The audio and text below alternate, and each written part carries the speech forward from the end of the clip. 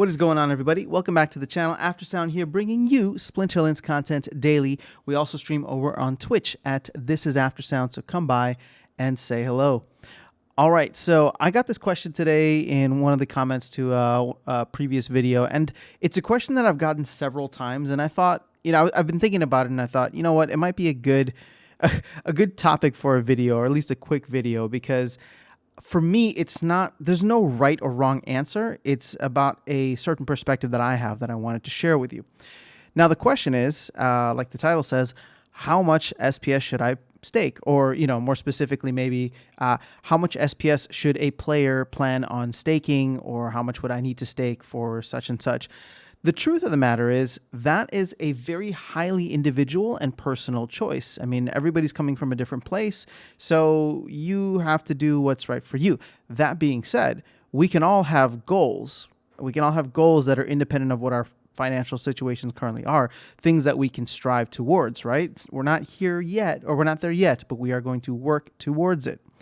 So at this point in time, the only thing that SPS staking is really required for, from a gameplay perspective, is tournaments. And unfortunately, at this moment in time, because all the tournaments are being revamped, SPS there's no tournaments here that are the official ones officially by Splinterlands that require some kind of SPS staking. Let's see, yeah. So none of these really require any SPS staking at this point in time. So again, if you want to get into a certain tournament, maybe that is your goal. And I would say hold off for now. Obviously, we don't know what the tournaments are going to look like after the revamp happens. But if I had to bet money, if I had to bet DEC, I would say that we're going to see at least some slight reductions in the SPS staking requirements for tournaments. And the reason for that is because people have been complaining that it's way too high. So if that happens, then I would say that it might be easier for players to enter into tournaments. It might be easier for tournaments to be popping up left and right. But again, that's kind of getting into a side portion of what the video is supposed to be about. At this point in time, tournaments are the only thing. At some point, if you own land, staking a certain amount of SPS might be helpful. At some point in time, there might be other rewards. I believe, from what I remember of the town hall, Matt said that SPS staking will not be required in order to earn SPS for ranked battle rewards. So I keep hearing that going around. I clearly remember him saying that that would not be the case, because this would be an opportunity for players who don't have SPS to grind in the game and win SPS.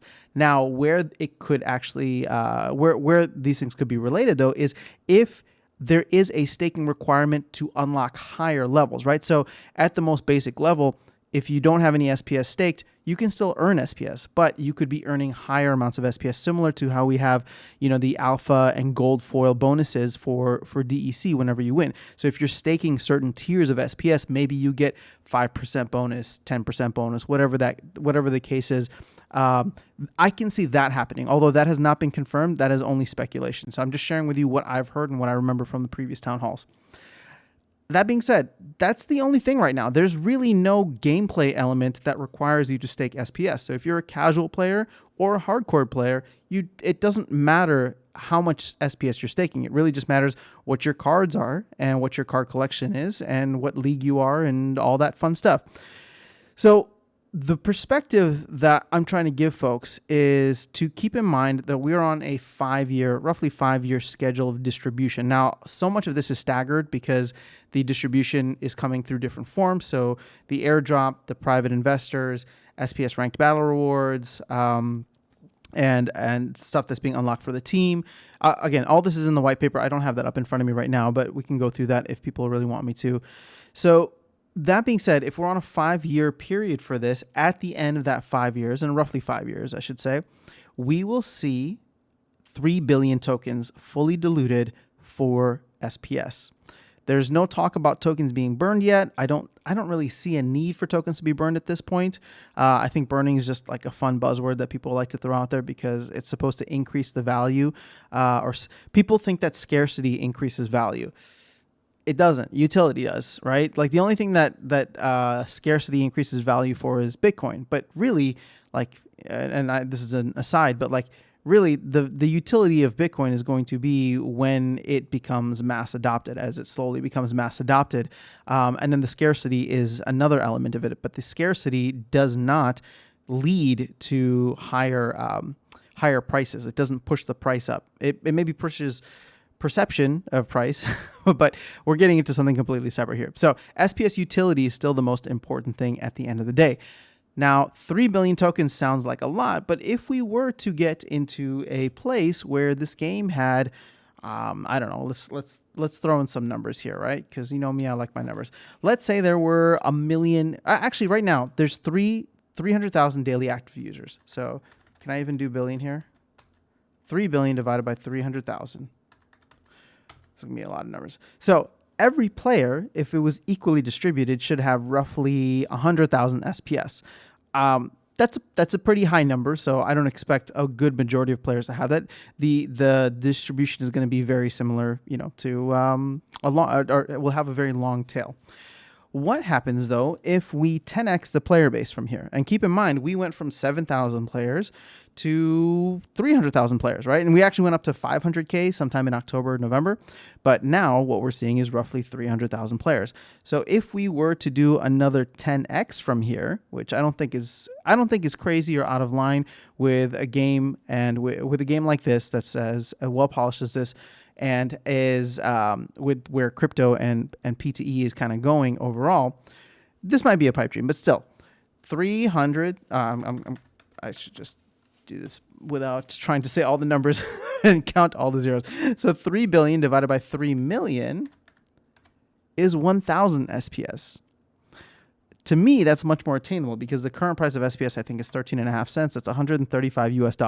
Not a small amount of money for, I'm sure, a significant portion of the player base, but still much more attainable than 100,000 SPS.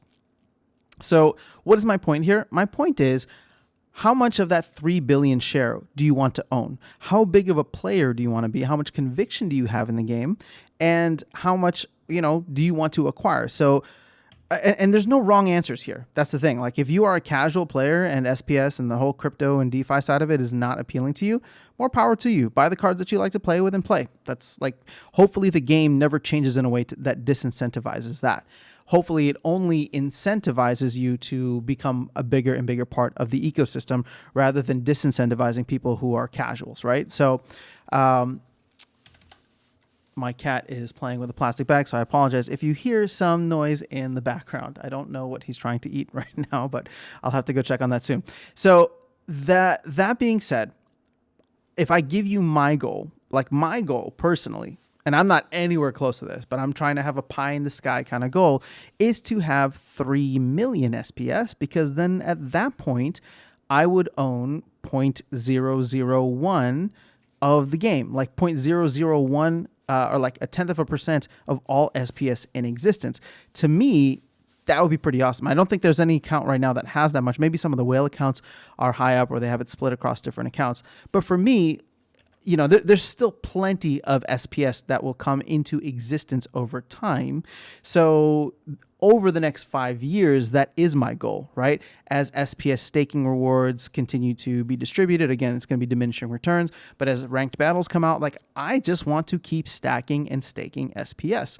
So that is my goal. Obviously, if I do 1/10 of that, even 300,000 is a very lofty goal. I'm not even anywhere close to that right now, but that would be 0.1%. So again, I'm just trying to tell you how I'm thinking about this and how maybe you can think about what share of the game you would like to own when SPS is fully diluted. So keep that 3 billion tokens in mind and figure out how much you would like to own of the entire thing. So I got to go. My cat is trying to eat something he probably shouldn't be right now. So I'm going to go take care of that. Guys, have an amazing rest of your day. Have an awesome week whenever you watch this. Have an awesome weekday, day, night, whatever the case is. I need to go to bed. I will catch you all in the next video. I will see you around the game. Take care.